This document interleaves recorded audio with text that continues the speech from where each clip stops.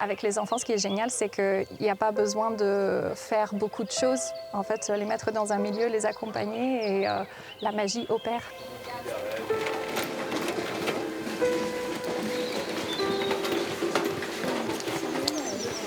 Oh ouais, elle est grande. Bah, mon père, il est comme ça, j'ai des films. Moi aussi. Et là. Oui. Maman, vous pouvez tomber. Retour.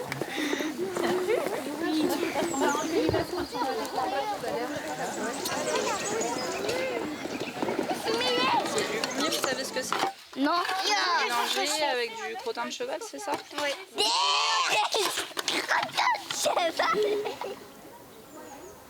Eh bien, en 1979, dans la région, il y a eu des feux de forêt très importants. Et donc, assez rapidement, on s'est orienté vers la création d'un centre d'accueil pour recevoir des enfants et pour faire une action à long terme.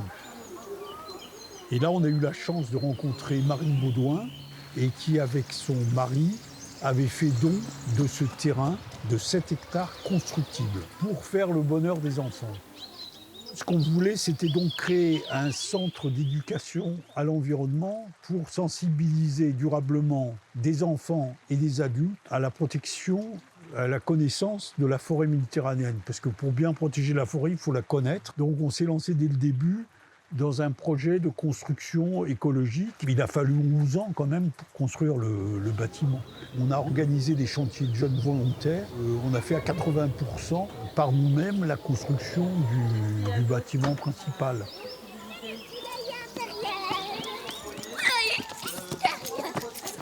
Pour tous les enfants. Non, que pour 2 ou plus. Pour 2 ou plus, exact. On va prendre les œufs. Non, on va laisser les œufs, mais on va regarder s'il y en a.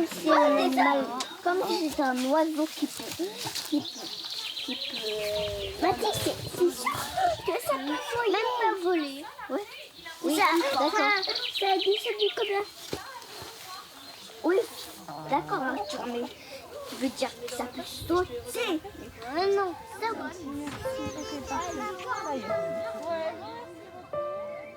C'est ralentir et regarder ce qu'il y a autour de moi. Toutes ces activités d'observation et qui engagent les sens. Je pense que c'est quelque chose en tant qu'être humain on a vraiment besoin de ça. Et on vit des vies actuellement très loin de ça. Moi, je vois sur les enfants l'effet que ça a, et les adultes aussi. Ça nous fait beaucoup de bien. Il faut enlever, c'est les herbes. C'est une petite chenille. C'est un cocon. Oh, elle est grosse. Vous l'avez vue? Oh, elle s'est cachée sous la feuille. Tu la vois? L'araignée, elle est là. Ok, ça m'a l'air bien. Ouh, là, il y en a plein. On peut enlever ça aussi. Toutes ces petites herbes-là. Il y a des larves dedans. Donc là, il y a des petites larves de guêpes, pareil, qui sont là-dedans et qui vont bientôt éclore. C'est peut-être apprendre à être libre et en connexion avec le vivant d'une autre manière. Je trouve ça chouette qu'il ou elle ait vécu quelque chose d'assez particulier et qu'il et elle garde ça avec eux. Qui aimerait partager comment il ou elle se sent? Voilà. Oui. Moi, je choisis une feuille de fraisier parce que je me sens très léger aujourd'hui. Je me sens léger et en bonne humeur. Trop bien. J'avais très envie d'aller au Lubatas. Trop bien. Je suis trop contente. Je suis très heureuse que tu sois là. Merci beaucoup. Au Lubatas, on pense que l'éducation au dehors, c'est celle qui permet vraiment d'ouvrir le champ des possibles, de permettre une certaine coopération aussi entre les enfants.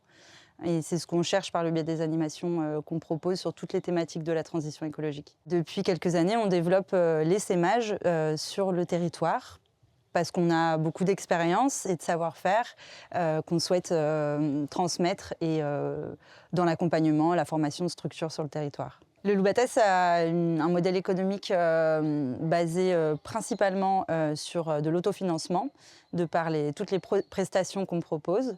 Donc on est à 2/3 d'autofinancement et à 1/3 de fonds publics et privés, des fonds qui se raréfient aujourd'hui.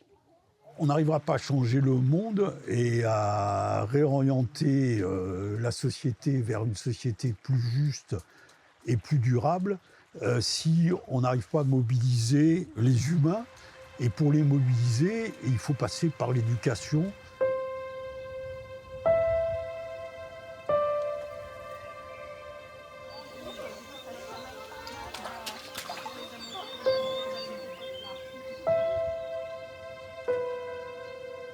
C'est la vision du Loup-Batasse, de continuer son activité pour permettre à des enfants de continuer à venir sur le site, leur permettre de vivre d'autres manières d'habiter la terre.